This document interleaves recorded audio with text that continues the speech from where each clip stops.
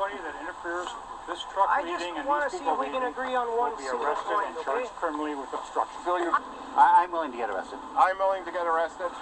Those acts are a $5,000 land use fee. Seems pretty clear? Does that mean we all have to pay it? Well, I mean, that's, I think...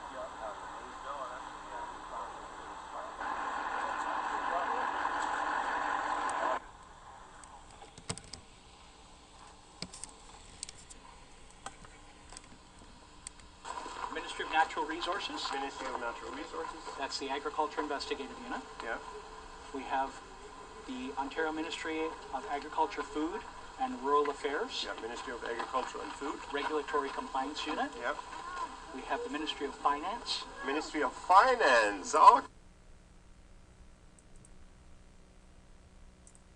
And they're coming in and they're holding these children at gunpoint and the families at gunpoint while they kill their animals and then give them a lye bath. The lye bath makes the animal 100% dissolve.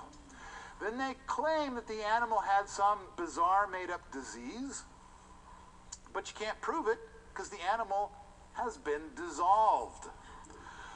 Why? Why would they do that? Raw milk. Raw milk. What happens if you have some simple food like raw milk and you drink it and your cancer goes away?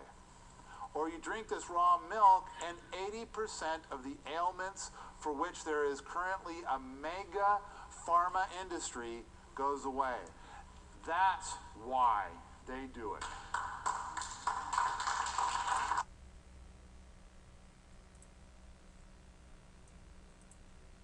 So the permaculture strategies benefit the early adopters, and on top of that, they're simple, low-key things that other people can copy.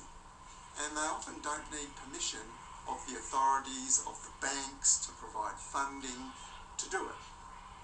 And that's really important because a lot of these changes, if they were done even by a proportion of the population, represent a real threat to a lot of the power structures in society. A lot of those centralised systems, the corporations, the governments with their tax base. So they would understand that a lot of this self-reliant stuff associated with permaculture is actually subversive. And so if it really took off in a large way, it might be not just not assisted, but attempts to prevent it. If that's... Another tool that I'm really encouraged by are the food sovereignty laws that are starting to crop up various places. Maine and Vermont, the live free or die type states in particular, they're passing ordinances that say we in this community have the right to grow food, sell food, process food, and all you have to do is make an agreement between buyer and seller, and that's what really matters. I mean, that's a free market, right? And they have a clause in these food sovereignty laws that says no other laws will apply. Federal laws, state laws, those cannot overturn our food sovereignty laws. I want to be able to drink raw milk, right?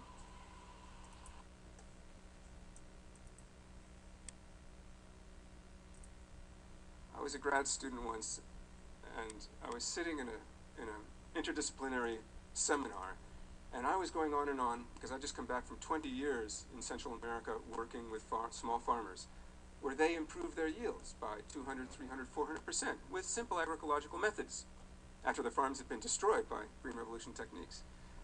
And one of the conservation biologists after a while raised his hand and he said, if organic farming is so great, why aren't all farmers organic farmers?